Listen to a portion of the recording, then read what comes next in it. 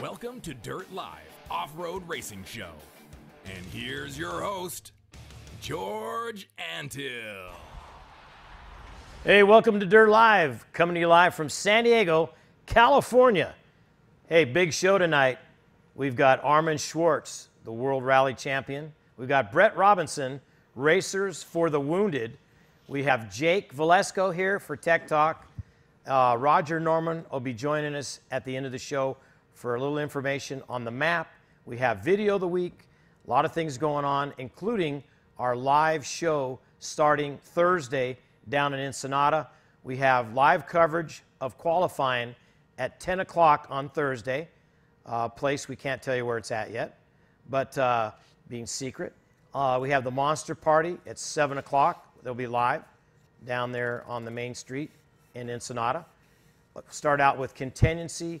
We'll be live around 10 o'clock a.m., and we'll run that up through the afternoon and bring you all what's going on down there in Contingency and Tech on Friday. Saturday morning, you guys, the bike guys, we're going to bring you once again live coverage of the bike starting at 6 o'clock Saturday morning. Then we'll kind of shut it down. We'll keep you up to date with what's going on out through those checkpoints with the bikes, and then the trucks usually start about 4 hours later. We'll be live for the trucks and the cars. Well, we have Jake on the show. Jake, welcome, man. Thank you. Thanks for having me. Yeah, and you've been a busy guy, and you're going to be even busier this weekend. Oh, yeah. Tomorrow. Tomorrow we leave for Mexico, and that's when it gets really busy for us. But excited about it. It's been a short time coming, but we're prepared, and we'll handle it. Well, you got great crew, you and Art and the rest of you guys. Last minute chassis inspections, let's go over that a little bit. Yeah, tomorrow, Wednesday, we'll be doing chassis inspections from the Hacienda Hotel down in Ensenada. Actually, Art will be down there in the morning. I'm going to meet up with him in the afternoon. I got a couple chassis to do up here in the States before I head down there and join him. And we'll be doing it Wednesday from morning to mid-afternoon and all day Thursday. We'll probably take a break. Possibly one of us will leave for qualifying, but either one of us will be there at the Hacienda Hotel to do any chassis inspections that aren't up to date yet. Please do us a favor and try to get there Wednesday or Thursday. It helps with the jam up in Contingency on Friday. So anything you can do to help us out, we greatly appreciate it. Yeah, you guys will be busy. You got a big crew, and that'll start early, probably around 9:30 on Friday. So. Yeah, and we're expecting just about around 300 cars, trucks, motorcycles, quads, so forth, UTVs. So it's going to be a busy day on us. So let's go to the map up here. We're going to go for the folks at home and get this map up here in just a second, and we're going to kind of do a flyover of Ensenada. I heard something. We're changing staging location as to where it's normally been. We're going to go, basically would be what, east up from St. Nicholas. Yeah, it'll be right where they normally start. Right there. If you look down at that brown building across the street from the big skyscraper, right there. Yep. That's the Villa Marina. Yeah. Yep. Right here, everybody at home, normally you staged, that's where they stage Tech. You know, when you guys start Tech, they'll start right there. Yep. Talking to Tom Willis this morning, Andrew, let's move up a couple streets. For you guys in the trophy trucks and Class 1, from what Tom described, you guys will stage right there, right about where can we get an arrow up there or right there? That should be staging for the trophy trucks, and we spin around, do a 180 right in this corner. Yeah, so previously where the guys, you'd come up normally to stage anyways, but instead of coming up and going west up the street, you'll just kind of hang out in that intersection there, and Tom will get you all lined up. And then they'll parade everyone up to the start. Yeah, correct. So talking to Tom Willis this morning. So we're going to do like a little, there's the Villa Marina, the big one. Let's go down and show them where the Monster Party is going to be. Right there. Yeah. And that's the whole reason for us moving where staging is because of the big VIP hospitality area and so forth this year. Yeah, we're the monster. And if you look at changing this, it up a little bit. right here, Andrew, this building right here to the left. Let me go to the left a little. That's Right, a convention that center. Big building over to the left, the brown roof. That will be where sign-ups are right there. That's everything, media, Yeah. sign-ups, The everything inside driver's that building. meeting, all that good stuff there. Yeah. So here we are. Let's take a little run for you. Let's pretend, Jake, this is kind of cool. Let's Yeah. pretend like this is where the monster party and everything will be set up right here. This is the VIP area for race day and so forth. Yeah, start ramp. Mm-hmm. So let's turn here. We're kind of going backwards. Let's go down the street. Let's go down the street here. We pretend like we're the first truck off the line. Yeah, and this is where normally the trophy trucks and class ones would be staged in this area in the previous years past. But as to the hospitality area and so forth, we're moving them down the street. So we'll go down here. We're right on the course, folks. Looks like the Dirt Live van. Turn left right here. And this is like where tech and contingency and so forth, everything will be down this street here. This will be contingency, right, Jake? Yep. On Friday. And we're just taking you for a little tour. Something different. We're actually on the course. Start of the race Saturday morning. Go down here past police station. Yeah, and all this stuff's all barricaded off, race Yeah. day and so forth, crowd control and Keep everything going else. straight. That's where tech will be right there, Jake. Yep. That's Tech- where Contingency will will be be- just before it, and tech will be there. IRC trailer will be here on the corner, and making sure all those transponders are working and everybody has a transponder before they get through tech. yeah. Right now we're still on the course. We're going to go down here and make a sharp left. Just kind of Well, at least, it'll drop them into the wash. It'll be Yeah. kind of cool. turn left right here. Sharp left. Bam. And right down this road.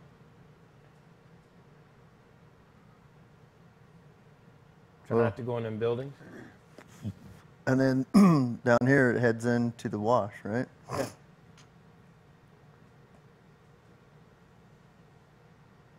So we're just giving you, Kind of a rundown Yeah. for everybody, for the people that don't know. yeah. Well, pretty cool. Yeah, something different. Now, that was back when Construction zone. they were building that bridge. The bridge was actually being built when they took this picture, but the course drops in right there. So, down in that wash. So where are you Jake? guys going to be set up race day? You guys going to have Dirt Live's going to have multiple spots out on the race course and stuff like that, Yeah, live we're- streaming? Yes, we do have, we will have some places located out on the course. That's For awesome. some live feed coming in courtesy of El Pato Rojo. So we'll have that. No, it's great for the people that aren't fortunate enough to go down there, can't travel down there or whatever, and they can still follow the race and see where their favorite driver's at and what position they're in and so forth. I think it's really cool. And, hoping like maybe a spot like Ojo Negro. you know, Absolutely. And then maybe down by Camelou where they come in at 290 mile Yeah. mark. So right now just kind of flying around Ensenada. It's kind of neat with this Google Oh, yeah. virtual. Well, that's how we do all the race course mapping and stuff like that. It just, it's very creative. Well, Jake, anything else you think of, man? No, I just hope everybody's prepared for this. We're bringing you something totally new with all the festivities and stuff going, the VIP area for the crowd and stuff like that, live streaming, obviously. Freestyle show. Yep. It's going to be a huge event. I'm excited. Well, Jake, thank you very much for being on the show. Just hang in here with me. We're going to go and watch Video of the Week. Great. Okay? Here we go, folks. Video of the Week.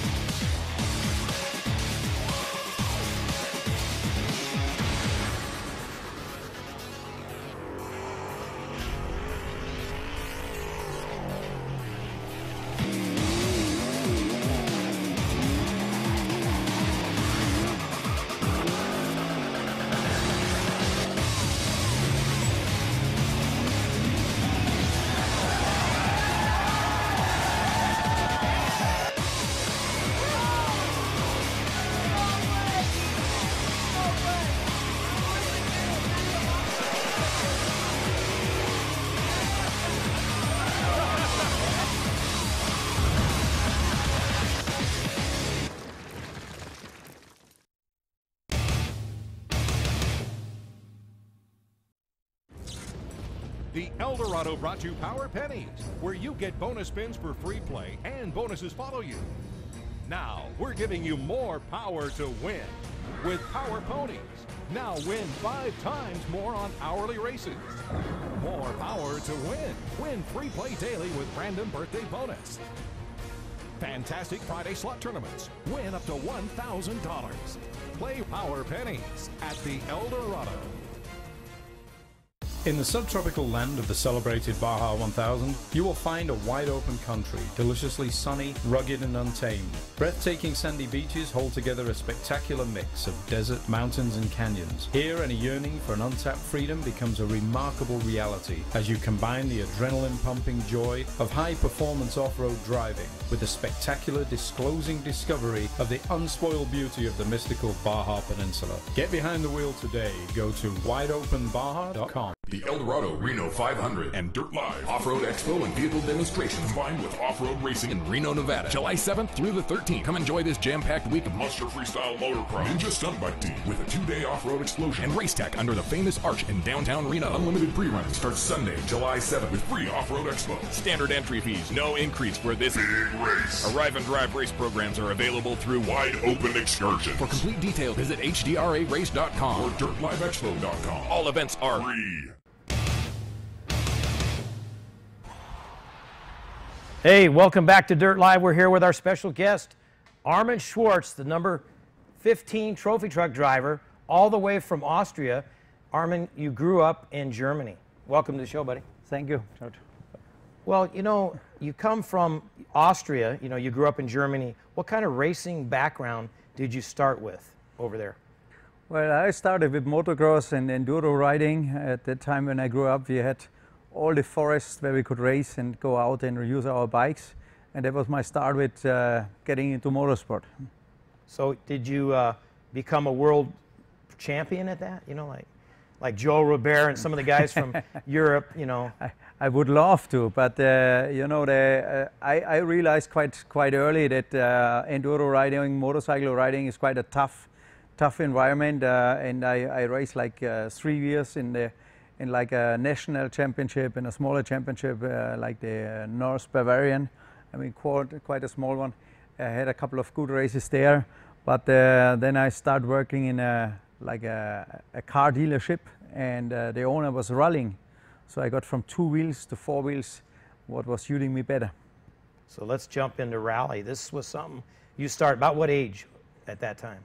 How old were you? Well, I started with 18. As soon as I had my driving license, I was using cars, lighting them around. And of course, we have quite a long winter period in Germany, so you could use at least for 3-4 months.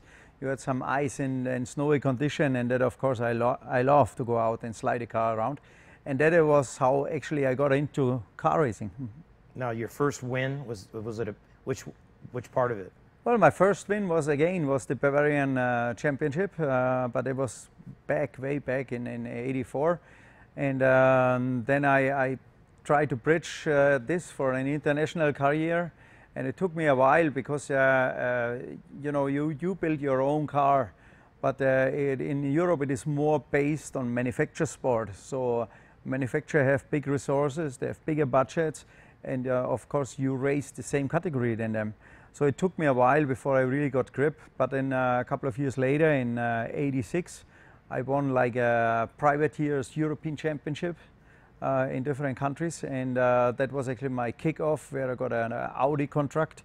Audi at that time had a fantastic car with the Audi Quattro, and I got a chance to race for Audi in the German Championship '87, and then it was just going, you know, successfully. So how long after you did that for about what? Well, I went into the German Championship for 3 years, and the third year in '89 I already have won the championship twice, and then I had like a mixed program. I did a couple of the World Rally Championship rallies, and then in 1990 actually that was my breakthrough. I got a contract with Toyota, and then I have been in the World Championship for almost 20 years, racing for Toyota, Mitsubishi, Ford, for Hyundai, for Skoda, and it was a great time and a long time in world rallying. And actually, I finished my career in 2006 on the wheel of a Skoda Fabia. Skoda, I don't think is very well known in the US, but it's one car manufacturer out of the Czech Republic in the Volkswagen Group. Biggest memory, race and rally, Biggest memory. My entire career has not a biggest memory. It's like a puzzle. They are all tiny little bits and pieces who are giving me a great exposure on the last 25 years. And I can't say, winning in Spain, that was my greatest moment. I had so many great moments, meeting people, going out pre-running, It is not one greatest moment. It's my last 25 years is my greatest moment. Well, let's talk about what you do on the off time. Over in Austria, what do you guys do? What do you do over there? I'm having a rally school, but this is not based in Austria. We are going up to Lapland, that is northern Finland, in the winter, and we have there a rally school. We are using Subaru cars. We're doing like ice driving, snow driving. We have competition cars up there. And this is like a rally school for 2 months. Why Finland? Because it's very sure that you have frozen lakes and you have frozen conditions. That is one part what I'm doing. I'm doing a rally teaching individual drive days throughout the year on gravel, on tarmac. I'm doing incentive events. I mean, it's quite a mixture of different activities, but mainly I'm doing rally activities. Keeping you busy. So. Keeping myself busy, yeah. Okay, let's talk about when you left Germany, Austria, and you came over here to the United States. How did you get over here? Actually, it was a coincidence because I have a couple of partners like Remus, Exhaust Company, and Eibach. And Eibach is well known in the US, and the owner is a good friend of mine. And I'm having a partnership with him almost like 27 years this year. And when I quit rallying, I call all my long-time partners and say, look, this is the last season I'm rallying in World Rally. And he said, why you don't come to the US? We have just built up in Riverside a new shop, and I would like to show you what we're doing here. And there's so much in the US on what you could do as a, let's say, pensionist rally driver. So I went here in 2006 and we sit together at the time with a lot of people. He has invited a couple of people for dinner, and then we talk about Baja, and I saw the book of Marty Fiolka about Baja, and that all got my interest. And the same year in 2006 I came to Prim because that was fitting my calendar, my schedule. And then I had a look in Prim on the race, and I was immediately hooked up, and I loved the environment. And that was actually the start, falling in love with the kind of off-road racing you have. That's when you got hooked up with Martin, about that time?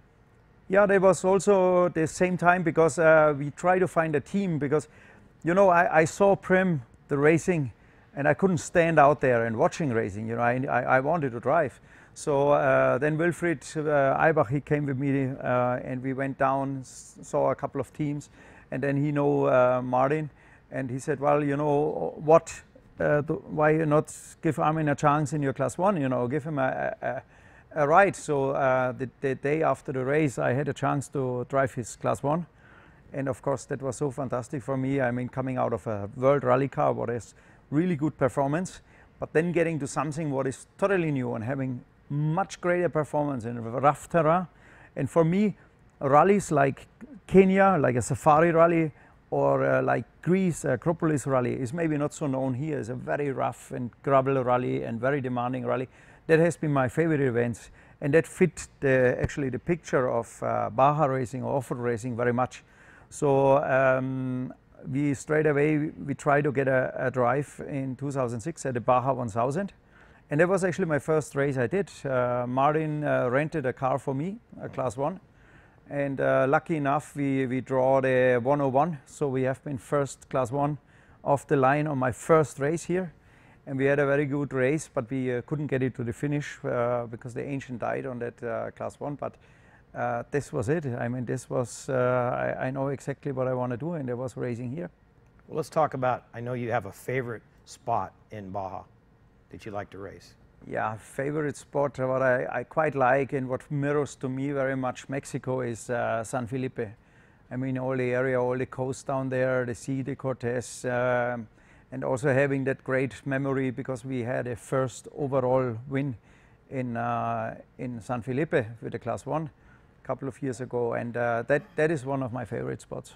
You know, racing and winning, and then all of a sudden a big idea came to your head to put on. Let's talk about racing that you're promoting. Yeah, you know, I'm organizing since I did first time in 2009. I put together an event called Power Days. You have to see in Europe you have like football, you have tennis, you have Formula 1, you know, great sport, and the rallying and off-road is quite low key in Europe. Yeah. But I think it has such a good potential. And then you see all the motorcycle guy, you see freestyle motocross, you see off-road racing, you can have a rally car out there. And we say, why we don't create something what attract a lot of people, smaller groups of people, but what makes a huge festival. And we put it out in 2009 first time. Had a number of people over from the US as well, and showing the European audience how cool could be motorsport. Because of course in Europe not many people are rallying a V8 engine and having a prototype race car. They are all like cars what you can actually purchase and run on the road. And that was my idea, to show people how much cooler motorsport could be. And we didn't have the chance to do it the last couple of years because you have to find the ground. You know, it's not like coming down to Baja where you find all the land where you can race. In Europe, everything is very like organized and fenced up. You need permission. And now we have found an area with a day mining, a former day mining area, what is quite big for that. And we did it this year again. I mean, we put a Power Days on, but as a race event. So we had a 24-hour enduro race, we had a 12-hour quad race, and we had 2 days off-road racing. And we had a number of 1,100 entries, what was totally out of this world. I mean, we have so many motorcycles who participate and had such a good time and good show out there. We got good TV, what we could not get if we do just a motorcycle race or just an off-road race. And my aim was what I live in the US and what I see how racer friendly this is, how spectator, how open they are with the racers, and how good, you know, all the environment between the racers are in the US. I want to bring to Europe to show them, because Europe is a little bit narrow-minded to me. You know, the world is getting too small in Europe, and here everything is like open. You know, anything is possible, and that is the beauty of racing in America or in Mexico. And I have a lot of friends made here, and I'm so glad, you know, that I can live my dream. You know, that has been always my aim. All right, let's back to Mexico. Speaking of Mexico, do you like for the 1,000 the loop, or do you like that peninsula run? I love the peninsula run. I mean, that is what I used to do in rallying. You have only one time going through one passage. And you know, then you need to get a perfect line. You need to deal with all the environment. You have to deal with your race car, with your navigator, with your team. And you know, that is a great race. And of course, you're making a big distance on a very nice countryside. Well, let's talk another thing, a big job now for you as ASO, how you represent that. Well, the ASO, actually, a good friend of mine, he went to the ASO 2 years ago, and I'm always keeping in touch with him, you know, exchanging ideas and exchanging needs for motorsport and, you know, what could be addressed. And he had a position, he gained a position in ASO where he was responsible for, getting a better understanding for races.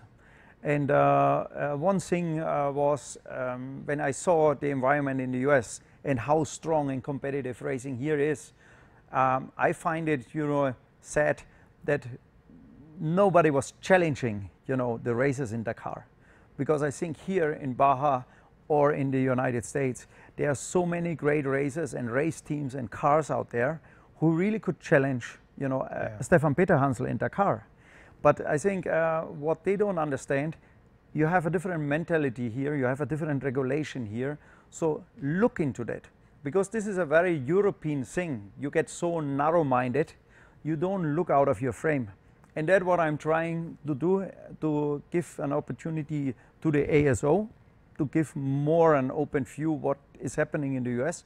Same time also telling people in the US, you know, what could be done to promote the sport more. Because I think if you have a very successful American racing in Dakar, that will bring a lot of attention and let's say promotion and notice in the US for the whole sport, not just for Dakar, also for the whole off-road sport. And I think that would be the aim, you know, to get somebody out there and really kick their ass, you know, in Dakar. Well, we got it going. Let's talk about the Dakar Challenge. We got 2 races, the Baja 500 and the Reno 500. Well, it's thanks to Roger, actually. I mean, he was coming down to Lima to have a look on the Dakar start and the whole environment. And, you know, he's very open-minded on things, looking at it, you know, analyzing it, what could be taken, what we should not take, because there's definitely for me certainly some rules what are in the FIA fundamented, what I wouldn't like to see in off-road racing, what, you know, paralyze your car in certain way, because you have to downsize or limited suspension trouble like that. But on other hands, there is a good promotion out there for Dakar. I mean, Dakar made they spread the word around the world, and this was something was nice to see. But getting to the Dakar Challenge, the ASO has a program what is called Dakar Challenge, and the Dakar Challenge is actually to give like a free entry for a team, for a driver to participate in the Dakar. This is, of course, it's a promotion program, but for me it's more important that we are gaining now publicity, because now even in Europe, media will talk and write about the Dakar Challenge happen on the Baja 500 and the Reno 500. So like this, we are getting more media out to Europe. On the other side, like I said before, if we find a racer who is going and race Dakar 2014 and really is competitive, you know, it will do a lot of good to our sport in the US and in Mexico, by showing how competitive it could be. And one good example for me is like Nasser Al-Attiyah, winner of the Dakar. He came to the US and built a car in the US because he has seen that like a class 1 buggy type, that is the competitive thing to beat car manufacturers like BMW with the Mini. Could be also beaten VW in their Touareg, because the same category, same speed, and the class 1 has really shown that is very, very competitive. And I think if more racers are looking into this avenue, you can use one car on both ends, in Dakar and in the US, and be competitive. That sounds pretty cool. Well, plans for 2013 for you guys, you and Martin? Well, our plan is definitely to get our truck together, you know, get him to the finish. That was our weakest point last year. I think we had every race we had a good chance really having a good result. And the target is to get the truck together, get the truck on the podium, and yeah, sooner or later go out and win races, because that is what I'm here for. And I want to make it as difficult as possible for my competitor, but I want to have a good time here. Well, thank you very much for joining us on Dirt Live, Armin. Schwarz here. Good luck down at the 500 this weekend. And we're going to go to a commercial break, and we'll be right back on Dirt Live.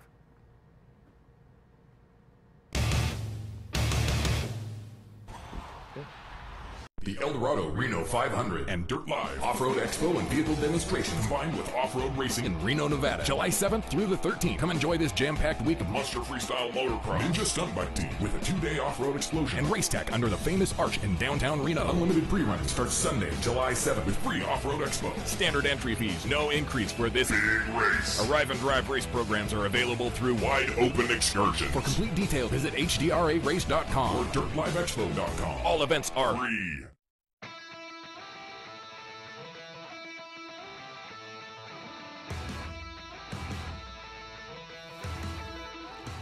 For those who pledge allegiance to life, liberty, and the endless pursuit of a damn good time, we have one suggestion. Find your passion in Reno Tahoe, USA. 4 seasons, 1,000 reasons. Visit renotahoe.com.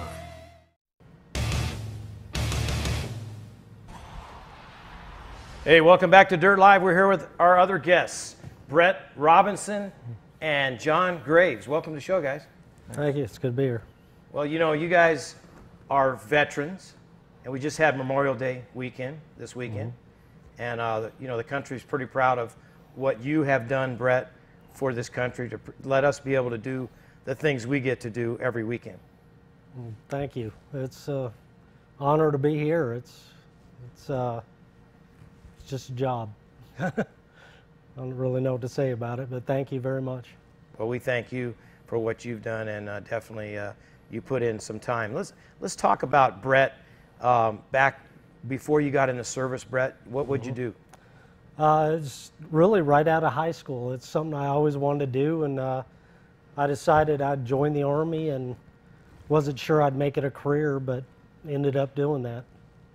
So in the service, when did you join? How old were you? I joined 18 years old. Actually signed the papers in 1985, right out of high school. So did you know what service did you think about? I mean, was it something Navy? No, Army? no, it was Navy. I'm not going to be on the bottom of the food chain if a boat goes down. So it was always Army. My dad was in the Army, served in World War II, and that was it. You know, it had to be the Army. He wasn't happy that I joined, but you know, it's something I always wanted to do. So you're 18 years old, young, just out of high school, and here you are in the service. Yes, sir. And it was quite the experience. You know, going in was fairly shocking. It wasn't like the movies, but it was a good time, and I enjoyed every minute of it, really.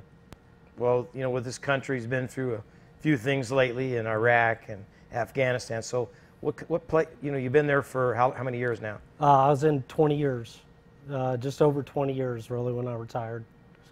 Retired in 06, and I did a couple tours in Bosnia, 5 in Kosovo, 2 in Iraq, and I've been to Afghanistan about 14 times. So you've been around. Yeah, I did a little bit in 20 years.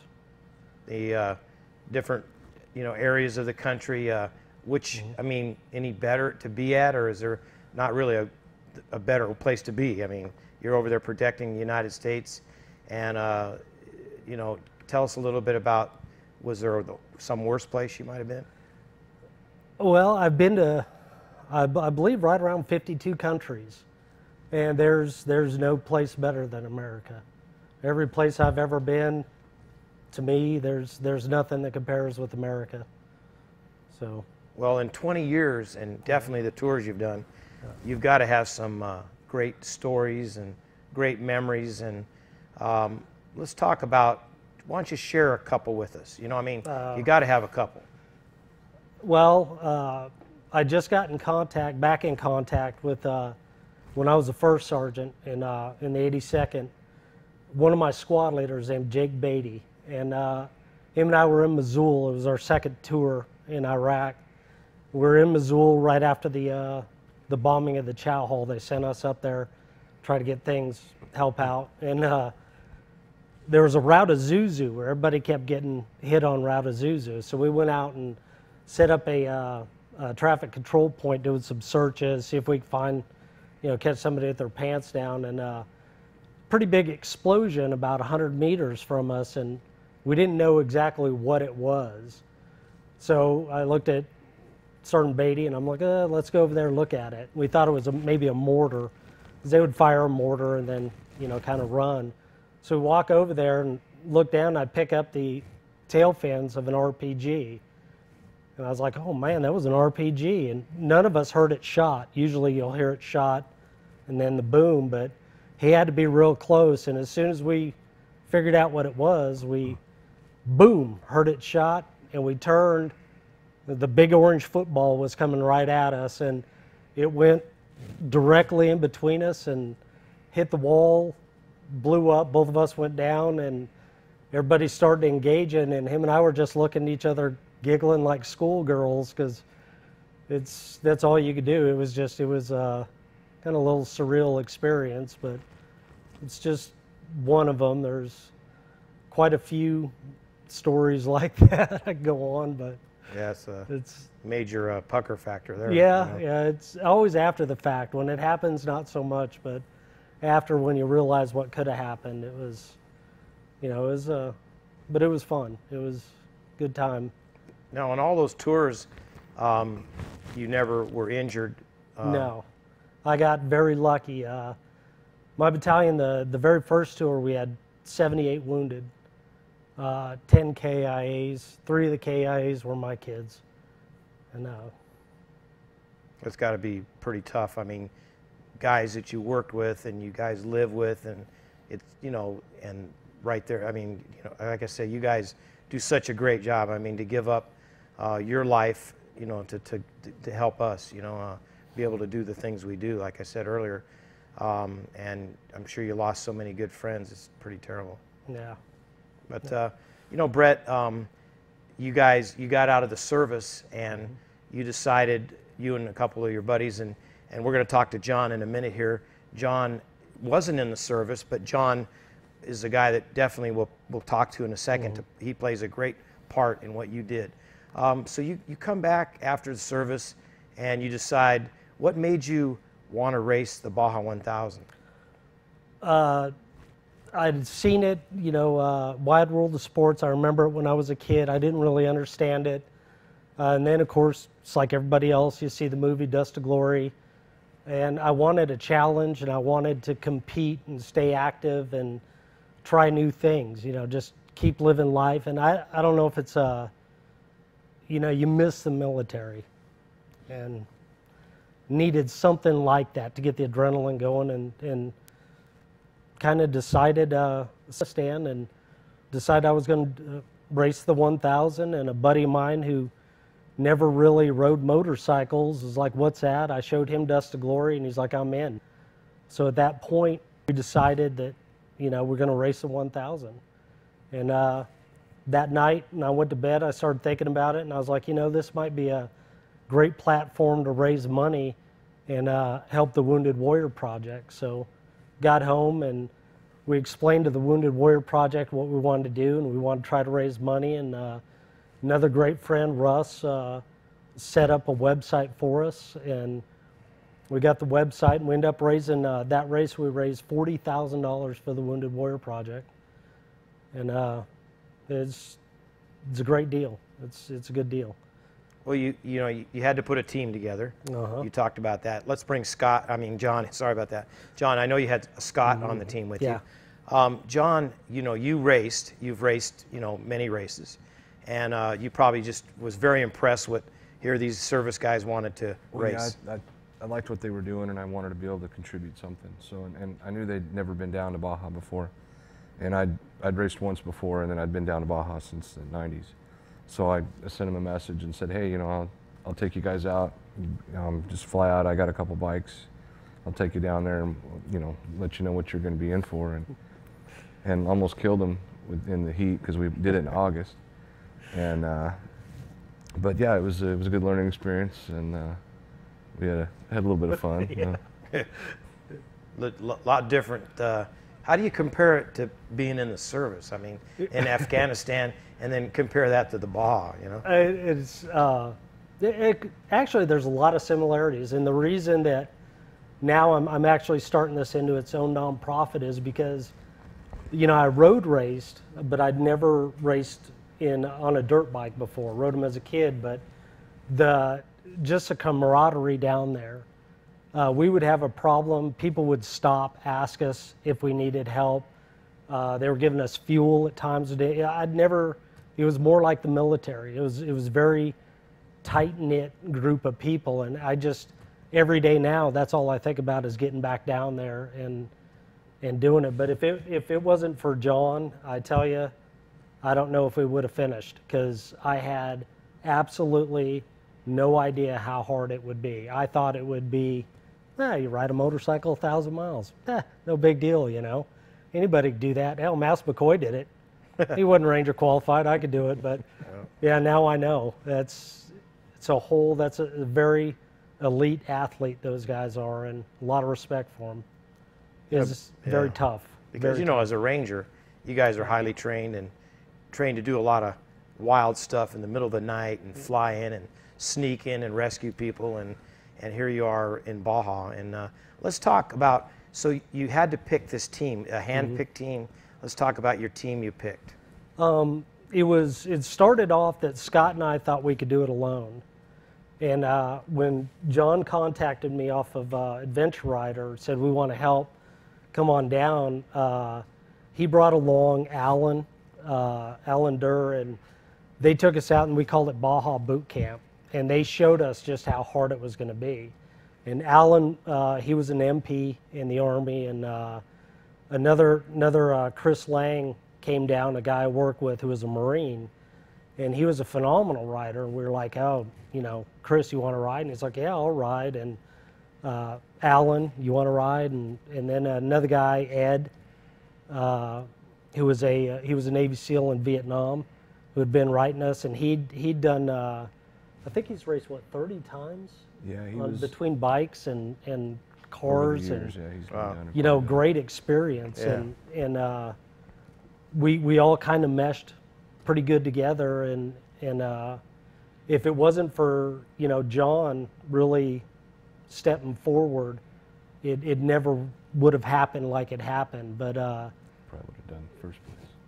yeah, but it was really neat the way it came together, and everybody worked together, and you know, everybody did exactly what we meant to do. We just meant to finish. That was our goal, and to raise the money.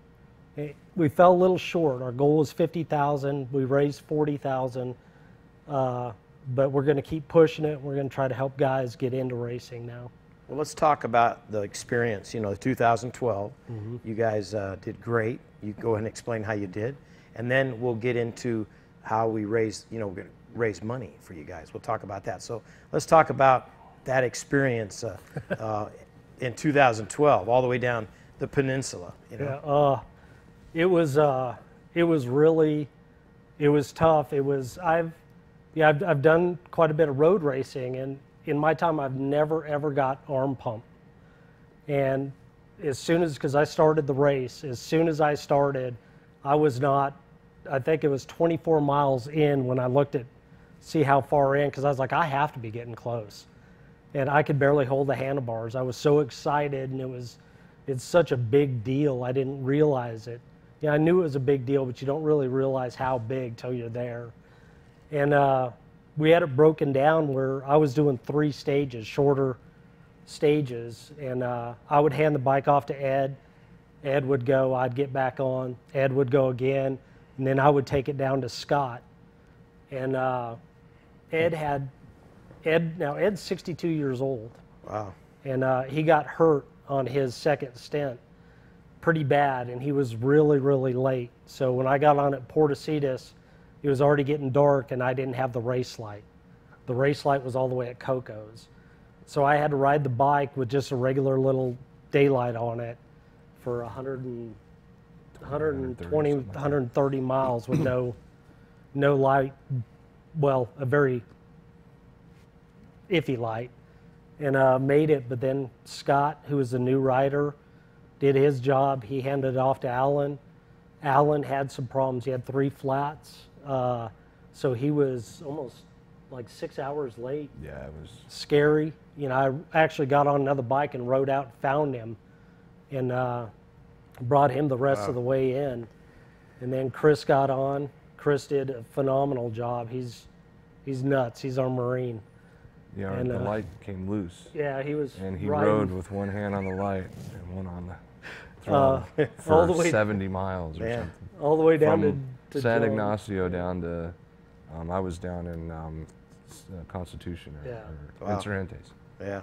So he rode all the way holding on to the light, and he gave it to John, and John took it down to Scott. Santa Rita handed it off to Scott. Handed it off to Scott, and I was supposed to ride with Scott. I was going to ride with him on an exact duplicate bike, so if anything broke, I could take it off that bike and fix it. And I had been up for over 40 hours. I just couldn't ride. So Chris is like, I'll do it. And they took off, and Chris got a flat right away. Jeez. But Scott brought the thing home. We ended up taking second place in class. It was phenomenal feeling. It was great. You know, I mean, that's an incredible feat, you know, John, and what you did to help these guys. You know, you've raced before.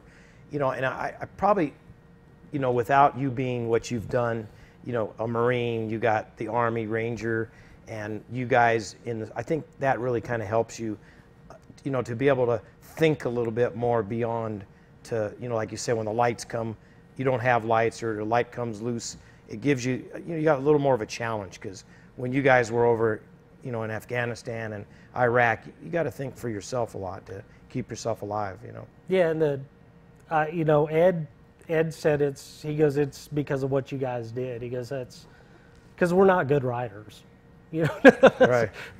Chris is a good rider. Scott and I, not so much. But you know, it's just that you're not going to quit. You're going to make it to the next guy, because everybody depends on you, and that's another thing. Like the military, if you don't do your job, other people suffer, and that's what I like about it. I like the camaraderie, and it was great. Well, let's talk a little bit about Racers for the Wounded, you know, what you guys are doing, and you're raising the money. And it's not just for you guys on the team. This is to help guys that have been injured in service. So go ahead and talk about it. What we want to do is we're setting it up, and I would like to, as a nonprofit, use all the money to help guys get into racing, help get prosthetics made so they could ride bikes, get them into trucks or buggies or whatever I could get them into, get them competing. They're all type A personalities. They all want to compete. They all, you know, and just help them get to that next step, because it's hard to get into. It's hard to find the right support, and that's why I want to team up with other companies that could help us make this possible for guys to compete in SCORE and, you know, desert racing as a whole. So how do they get a hold of you guys? Anybody could contact me directly at brett@raceforthewounded.com.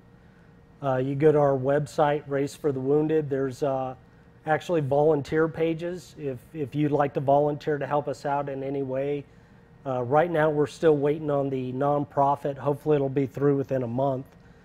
So we're not taking any donations right now, but don't forget us. We have a Facebook site and everything else, and it's been very supportive. People are supporting us very well. Well, I'm very proud. Everyone out there, I'm sure, watching, very proud of you guys and what you've done, and now here you are competing. And 2013, just give us a real quick, what are you guys planning? Oh, I just had my shoulder reconstructed a little over a month ago, I think. Yeah. And so I can't race a 500, and it's killing me, but we're going to go watch it. Going to try to drum up some support, but we're definitely going to be at the 1,000. We're going to set a team, get down there, and try to get on a podium again. And hopefully we're going to find some wounded guys who come down with us. Get some more people. Yep, get some more people, maybe run 2 bikes, or maybe just have them help us pit, and so they get a feeling of what the Baja is. And hopefully we could grow to where we get them in, you know, have vehicles that they could drive and, you know, race and compete.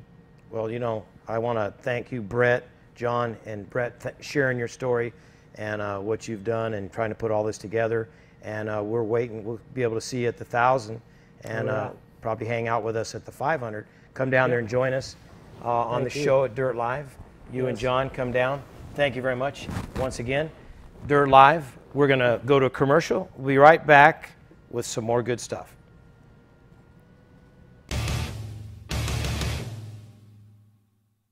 The Eldorado Reno 500 and Dirt Live Off-Road Expo and Vehicle Demonstration combined with off-road racing in Reno, Nevada. July 7th through the 13th. Come enjoy this jam-packed week of Monster Freestyle Motocross, Ninja Stunt Bike Team with a 2-day off-road explosion, and race tech under the famous arch in downtown Reno. Unlimited pre-running starts Sunday, July 7th with free off-road expo. Standard entry fees, no increase for this big race. Arrive and drive race programs are available through Wide Open Excursions. For complete details, visit hdarace.com or dirtliveexpo.com. All events are free.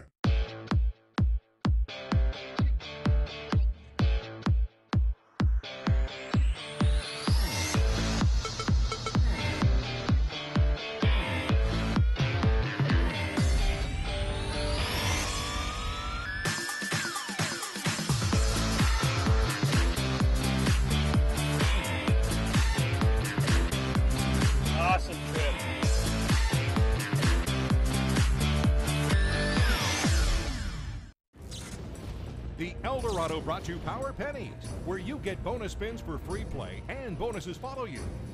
Now, we're giving you more power to win with Power Ponies. Now win 5 times more on hourly races. More power to win. Win free play daily with random birthday bonus. Fantastic Friday slot tournaments. Win up to $1,000. Play Power Pennies at the Eldorado.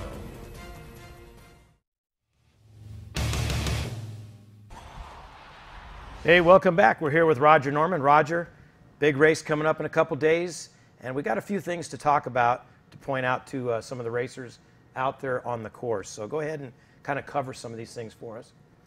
Yeah, you know, the main thing is you definitely want to hit the VCPs. There's 3 VCPs in this sand wash here at Arendia. You have to be within 120 feet of them, so there is a little leeway in the sand wash to avoid some of the potential booby traps and stuff that might be in there. The tide does come in, so everybody might want to look at the tides and make sure that you know, on high tide you may encounter some salt water in there possibly, and there is room to go a little bit further to the right.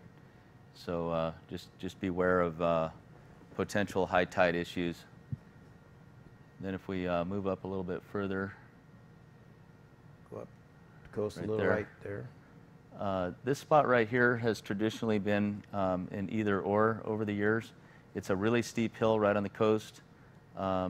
You can either stay on the long section of the course, or you can take the traditional cutoff there that is pretty steep, and you know, sometimes you know, it's usually just the faster class vehicles and the motorcycles that can make it up that hill.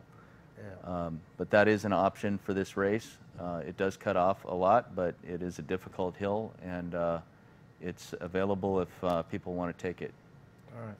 So let's go up the road a little bit to Just a little ways. a little ways. I think VCP 78. So right here, VCP 78, we moved the VCP so that, again, you can have the option of going straight across as it's traditionally been done over the years. We can move up to the next one. 79 is new also. It's been moved to give everybody the choice to either go straight or take the one to the left. And now if we move up past Europan, up past Sherwood Forest area up there,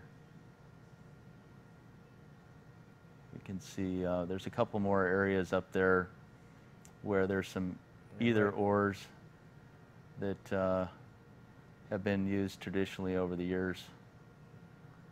Right here. Yeah, right in this area.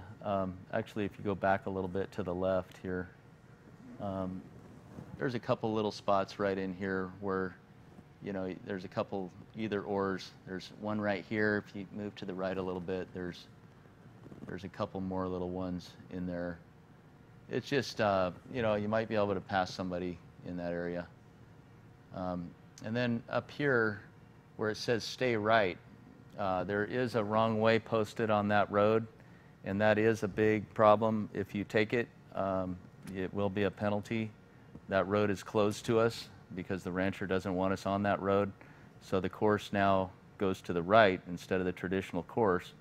Goes over here. There's another either or just past here. And there's a couple of VCPs up in there that you absolutely have to be within 120 feet of. But whatever you do, do not go straight across there. That's a big penalty. And that's about it. Up where the course comes together, up here at the top, you want to be very careful and stay exactly on the course. Do not go off the course whatsoever, because the two courses come close together here. Yeah, that's right here where we come in right here. So this is very important for the motorcycle guys when they're coming back in. You have to be exactly on the course in this area. If you're not on the course, it will be a huge penalty. I mean, right on the course. Don't even go 10 feet off. And you know, in this spot right here where the two courses come together. And that's about it. That's it. Roger, great job once again. Thanks. Thanks for joining us on the show. Thank you. And we're going to all head out of here. We want to thank everyone out there. We got a little something to mention about Brett Robinson, was on the show earlier. Race to Recover documentary will be out, and go to their website, Race for the Wounded, and check it out. He's got a trailer coming out. We're going to be out of here, heading our way down to Ensenada. Join us Thursday live on Dirt Live down in Ensenada. We're going to be filmed all weekend. We're out of here, guys. Dirt Live is brought to you in part by Wide Open Excursions. It's your turn to drive.